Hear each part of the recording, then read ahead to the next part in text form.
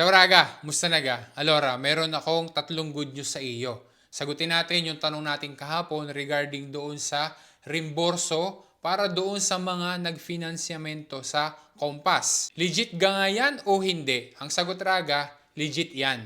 Totoo ang balita na yan dahil pwede talaga na makarimborso sa Kompas yung mga nagfinansyamento.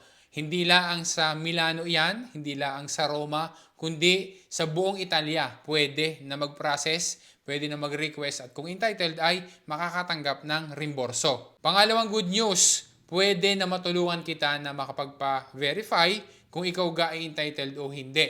At kung sakali na ikaw ay pwede kitang tulungan na makapag-request ng reimborso dahil ako ay accredited na mag-assist sa iyo. Anong gagawin mo para na sa gayon ay ma-assist kita? Sa dulo ng video na are ay ipapakita ko sa iyo yung cellphone number. Pero Raga, huwag mong tatawagan.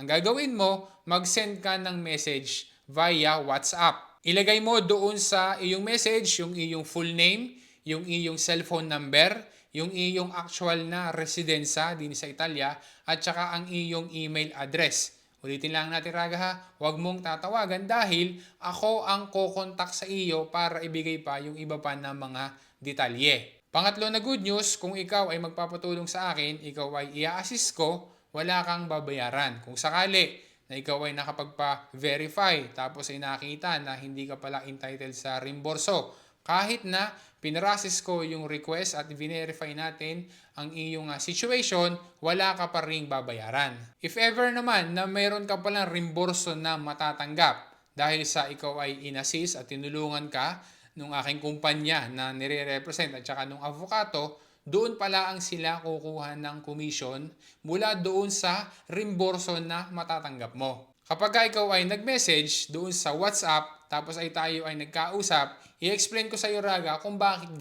mayroon na nag-apply, nag-request ay nakatanggap or makakatanggap ng reimborso at bakit din na mayroong hindi naman makakatanggap ng reimborso, hindi sila entitled. I-explain ko yan sa iyo. Pero sabi nga ng mamay ay hindi mo manalaman kapag hindi mo sinubukan. Paalala rin lang Raga ha, be vigilant kasi baka mayroong kumakausap sa iyo na ikaw daw ay tutulungan na makapag-request ng reimborso dyan sa Kompas tapos ay doon pala sa pagpa-file pala ang request, inassist ka ay sisingilin ka na.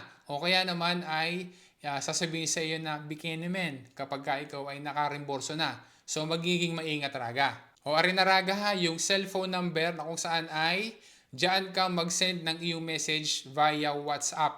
I-send mo dyan yung iyong cellphone number, yung iyong full name, yung iyong actual na residensya at saka email address. Huwag kang tatawag dahil ako ang kokontak sa iyo. Reminder ha, kahit na ikaw ay nasa saan sa Italia ay pwede na i-assist kita. Sabi nga nila ay message sa WhatsApp is the key. Hayaan mo sa susunod pa ng mga videos ay magbibigay pa tayo ng iba pa ng mga detalye para mas maging malinaw pa at saka malaman mo pa yung iba pa mga info na makakatulong sa iyo na maunawaan ang tungkol dito. Kaya kung halimbawa na meron ka ding question, ay di mag-comment ka lang dyan Raga ha. Grazie Raga sa panonood mo. Alla prossima!